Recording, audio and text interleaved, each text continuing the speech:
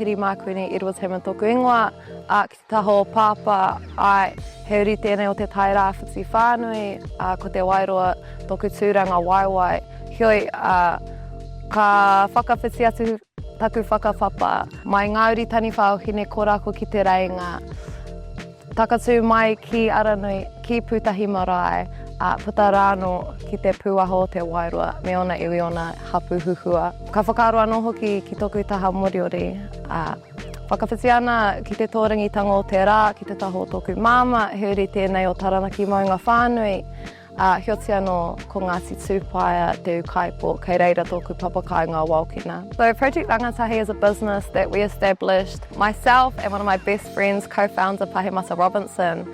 We started this pakahi while we were in our last year at Te Kura Kaupapa Māori o Ngāti Kahungano Te Wairoa, here in Te Wairoa, and through the Young Enterprise Scheme. So definitely want to acknowledge those who helped us create our business, and also want to acknowledge my mum who helped us really sit with some of the realities of what it means to be a rangatahi. And I guess our kaupapa kind of came out of the awareness that often those individuals or those rangatahi or those groups who have access to opportunities, who have access to kaupapa, who have access to resource, tend to be the same ones time and time again that are receiving those same opportunities. And that came from a first-hand experience of, opportunities coming, but realising that actually, you know, all my cousins and friends around me weren't having that same energy coming to them. So in our last year of kura, we sat with that wānanga and we decided we wanted to create a business that could help poi ngā rangatira moa pōpō. It's one thing to support an individual rangatahi, but actually their environment needs to be able to hold them, needs to be able to look after them,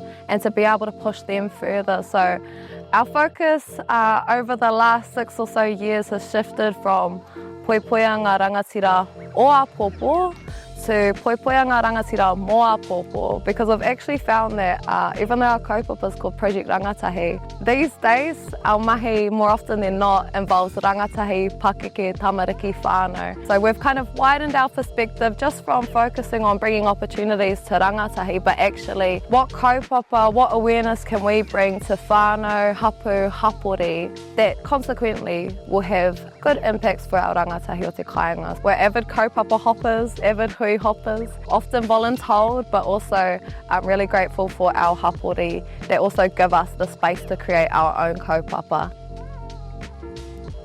Nō reira, he honore nui, mā mātou kia kaui nei mahi, me te mohio anō hoki, he hunga kei muri a mātou e poi ana i a mātou.